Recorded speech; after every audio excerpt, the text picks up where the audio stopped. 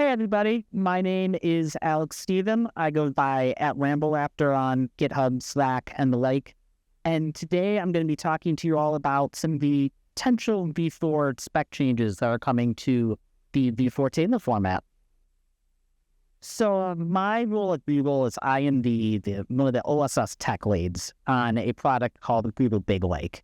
And Google Big Lake is like our managed Apache Iceberg catalog solution. We store and manage all of your Apache Iceberg tables for you. And so we have like a Metastore catalog where we have to conform to the Iceberg West catalog specification. And we have readers and writers for Iceberg tables and Parquet data that has to conform to the Iceberg table format. And we have a catalog that has to conform to Iceberg catalog specifications. One of the really fun parts about my job is that I have to keep really good track of the Iceberg catalog specs and figure out how to take all of those ideas and all of those changes and make them fit to existing ideas we have in products like BigQuery, or figure out how to just kind of make them more Google-centric. And so because of that, I am spending a lot of my time kind of keeping up on what is going on with the Iceberg spec. And I don't know about you, but it has been a whirlwind. Like, we just finished up V3. V3 was just ratified. Daniel, his keynote, was still talking about all of the different implementation tasks that still have to be done for V3 to be like fully production ready. And yet we're also still now talking about V4 and talking about all of the things that have to happen, all the different ideas that are happening in the V4 ecosystem. And like, it's just enough to kind of make you go crazy and scream. So humans are visual creatures. I'm going to give you kind of an agenda. I'm going to use a very unique, never before seen visual metaphor to kind of walk you through what the rest of this presentation is going to look like. Okay, it's not that unique. I'm so sorry. I'm a theater kid at heart. So I'm going to spend the first part of this kind of going over an overview of some of the proposals, kind of giving you some themes. They're a bit different than the themes that Daniel was sharing in his keynote, which I'm super excited about. And then I'm going to deep dive into 3 of those proposals and kind of walk through in the technical details of them and what they're going to mean for future adoptees of the V4 spec. I did want to kind of just take a moment and give a couple of disclaimers. I do not know what's going to happen in V4. I don't think any of us do. I can't predict the future. If I could, I would be doing something much more productive with that particular ability. I think all of the spec changes that I'm going to talk about today, they're going to change before V4 is ratified. We are in early days. My goal here is to kind of synthesize what I've seen throughout these proposals at this particular point in time. Some of these proposals might have even changed since I've made these slides. And lastly, I really just want to point out that I'm not actually the author of any of these proposals. There's so many great people in the community that have written these proposals. They've contributed to them. They've been showing up to the meetings, communicating on the dev group and on Slack. I'm just one of many in the crowd. So let's go ahead and kind of dive into some of these proposals and just the list of them that I've seen so far. And I'm going to break them out into some different themes. So the first theme that I've seen is really based around performance. One of the things now that Iceberg is kind of becoming such a dominant table format is we're seeing tables of many different sizes. We're seeing wide tables, we're seeing narrow tables, very shallow tables with data, very deep tables with lots and lots of data. And each one of those table types needs different performance optimizations. And Iceberg's responsibility is really going to be to try to adapt the format for all of these different types of tables. So the first thing, we were talking about this during the keynote, we were talking about it during the roundtable a bit earlier. One file commits, how do we make sure that the size of the metadata writes that we do, especially for very small commits, is more proportional to the size of what we're trying to accomplish, rather than having a bunch of writes for a very small operation. And the second is using Parquet as metadata format as opposed to JSON. There's a lot of different performance improvements that we're able to get there. The second theme we're going to call like metadata constraints. And that is in past versions of the table spec, we put a lot of accidental constraints on our metadata. So these are things like how we have put the column statistics and how we've represented them in the past, or the fact that we are using absolute paths when having one file refer to another.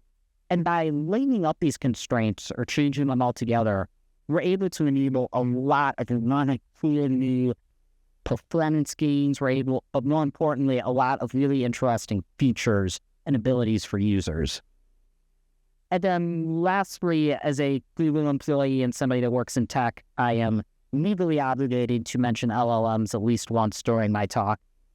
And so these two different proposals, one was on full text indexing and the ability to kind of create indexes, and the other was on wide tables, so tables with thousands upon thousands of columns in them. Something that I found interesting about both of these proposals is that while these abilities have a lot of interesting applications outside of the Gen AI space, both of them repeatedly talked about their applications within the LLM and Gen AI space, as they talked about how the emergence of LLMs and Gen AI is going to create not only much more data than we're used to, data in very different formats, these very wide tables with tens of thousands of columns that aren't something that we've traditionally seen in the past. So for the rest of my talk, I'm going to take 3 different proposals, and I'm really happy that these are 3 proposals that we've heard talked about both in the panel and the keynote. So I think they're going to be ones of great interest and importance. And I'm going to dive into them in really deep technical detail and try to summarize what front proposals look like. So the first proposal is relative paths, which is, I think, one that so far it sounds like everybody is the most excited for. I know I'm deeply, deeply excited for it. Now, this is the Iceberg metadata tree. I think everybody's kind of seen some version of this diagram before. There's a version of it currently located on the Iceberg specification website. And what I really want to do today is focus in on the arrows and less so much about the boxes. And what those arrows represent is really one file storing a path that refers to another file. And the arrows don't always, the direction of the arrows don't always make it intuitive where these paths live.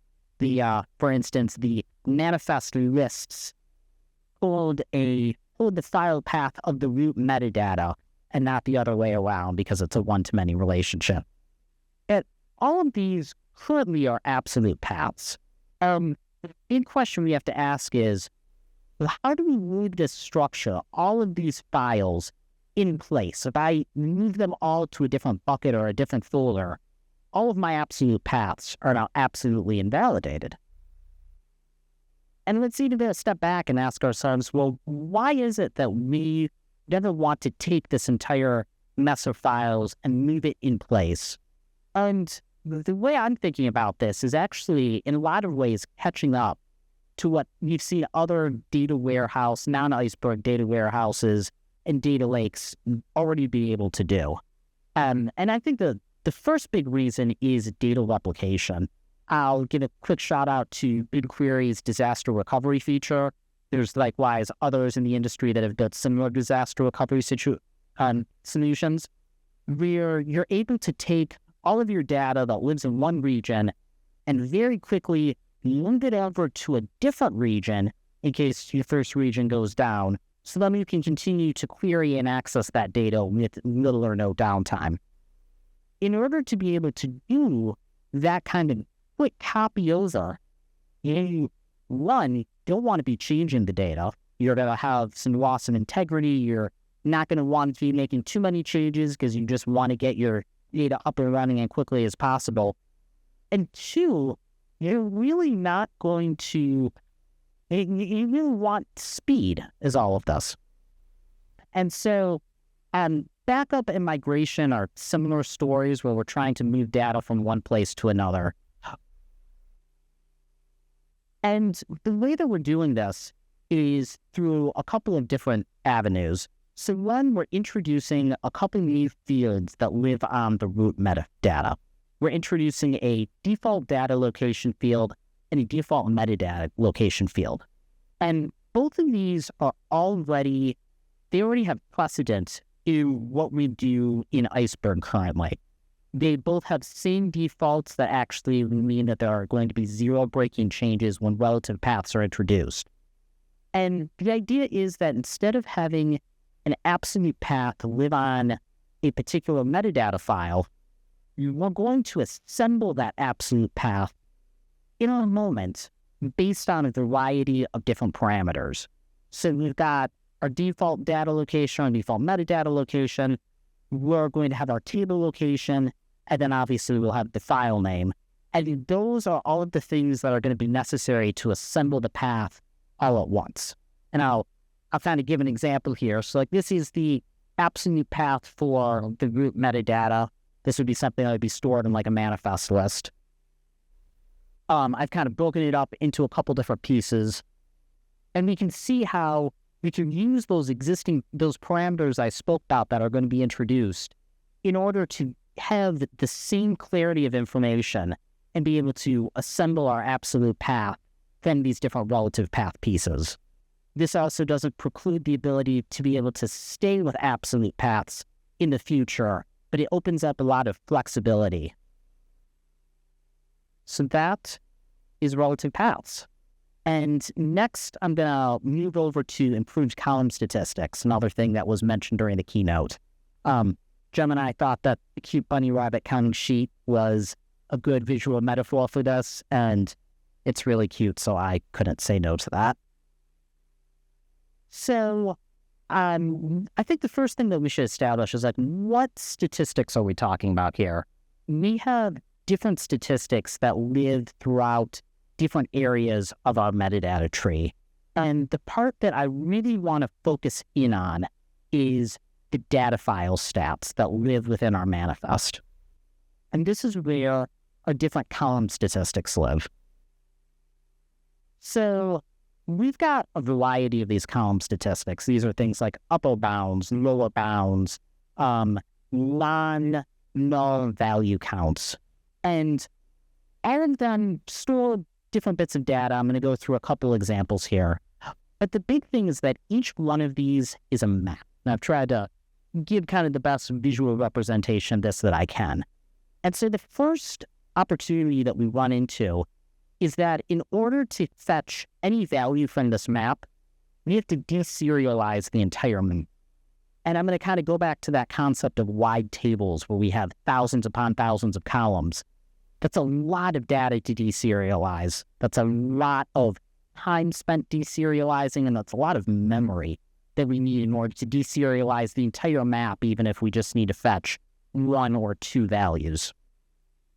The second thing is that there are some of these different column statistics that store the information as a binary blob, so just random bits. That means, one, we use a lot of type information. That's not great.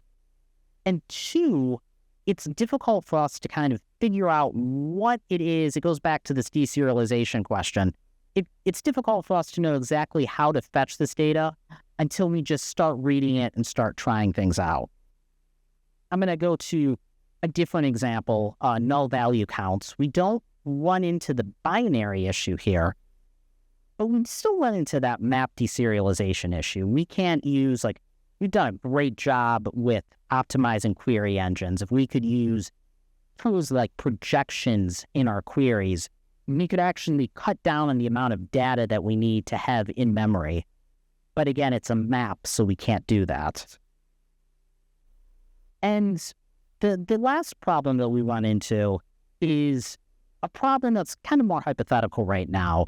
One of the things that we introduced in V3 were really complex types. So I'm looking at variant and geography in particular. And these are complex types in the fact that they handle a lot more different behavior. There's a lot more to them than, say, like a string or an int. And because of that, you're probably going to want to introduce different column statistics just for those particular types. And so do we create a new map, and that map only has the columns that are of that particular type? What do we do for the other keys? We still have to deserialize all of it. This is just kind of getting to be a little messy. And so the new format that this proposal introduces is, instead of having all of these different maps that require deserialization, what if instead each column has its own struct?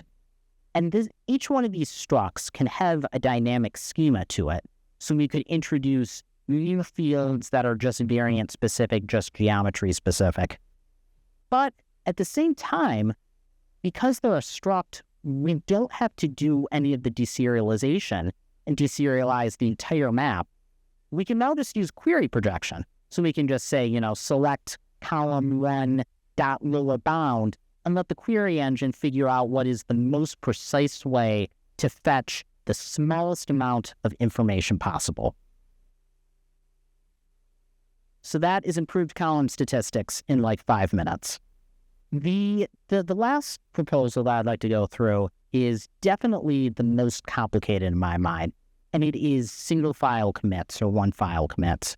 This is something that, again, you've heard Daniel and the panelists talk about, where we're going to take that metadata tree that I've been showing you all throughout this presentation, and we're going to pretty remarkably change it in order to allow for less writes, which is really going to improve our smaller operations. And I think the first thing that we kind of need to establish here is to just kind of all get on the same page on how Iceberg commits your data.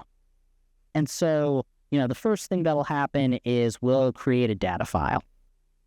And then we've got to go ahead and create a manifest that references that data file. And then we've got to create a manifest list that references that manifest. So we've written 3 files so far. And then potentially we're going to have to make some changes to your root metadata. That's a little out of scope here.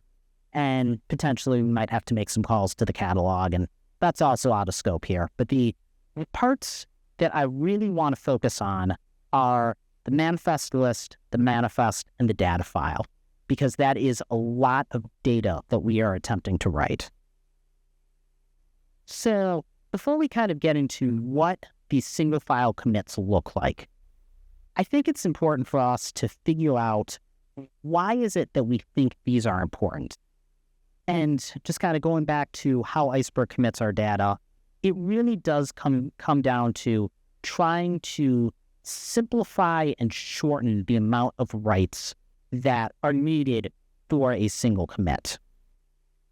And we're really kind of trying to move to a world, taking this from the proposal because I think it really makes sense, where the operation size is roughly proportional to the number of manifests that we are writing. And the last thing, which I think is actually a really cool side effect, is that in our past world, it's really hard to aggregate metrics kind of at that manifest list level, because we don't have a single manifest list. We have a whole mess of manifest lists. So at best, you're going to have to read through all the manifest lists, and maybe even some or all of the manifests underneath those lists in order to compile certain metrics. There's no kind of top-level solution where all of those metrics can just live for easy access. So I'm going to kind of go back to our root metadata tree that we've been looking at, and I really want to focus in on these 3 particular files, the manifest lists, manifest files, and the data files. And in particular, we're going to talk a lot about the manifest lists during this conversation. So on the left here, I know that this is a lot visually to look at. On the left here, I've got our org metadata tree, On the right here, I've got our new metadata tree. I've tried to keep it color-coded just to kind of give you a sense of like which files correspond to what. Excuse me. And I think that the two big takeaways that I want you to take are, one, we've got a collection of manifest lists in our original structure, and we're replacing that with a single root manifest file on the right. And that root manifest file is going to kind of contain a list of changes that we're going to make. And that root manifest file is a place that we can put column metrics, that we can kind of put aggregate metrics at that root manifest level because it's one file now. The other thing that I want to point out, and it's back to school season, so I'm going to classically give you all kind of a homework assignment. On your homework assignment, I'm going to talk a lot about the root manifest. The other part of this is we're adding in some interesting support for deletion vector manifests as kind of a type of manifest file. I encourage you all, I'm not going to quite cover that here, I encourage you all take a look at that on your own time. So I think something that would be interesting is to kind of do some comparisons between our list of manifest lists and our single root manifest file. And the one thing that they have in common is they both represent kind of this ever-growing list. And on the manifest list side, we represent this list by an ever-increasing amount of files that we have to write and then continuously read. Whereas on the root manifest side, we actually represent this within our single file, and we are constantly either adding new manifests or data files to our root manifest, or we're saying these files already exist, but these new ones are being added to kind of help preserve the chain of history. The next thing that I've been talking about are aggregate metrics. These metrics are at best spread out throughout the entirety of the manifest lists, and at worst are so computationally expensive or hard to get that they're just impossible to get from the manifest lists. In our single root manifest file, we can store all of those just right at the top level, so they're just one easy fetch away. And then the last part is that we really have to read through the manifest to get a good understanding of all the changes that have occurred. Whereas on a root manifest, you just say that like this file was added or this file was already existing. And we get all of this information from one read rather than many reads. So with that in mind, that's when file commits, and that is kind of the end of my talk. I'd like to thank the community, the contributors, all of you for coming and listening to this. If you want to play around with Big Lake, our Manage Iceberg catalog to manage all of your tables for you, link on the screen. If you want to come help build it, or you just really want to try Google's famous free food, we are hiring. QR code on the screen. And with that, thank you all so much for coming.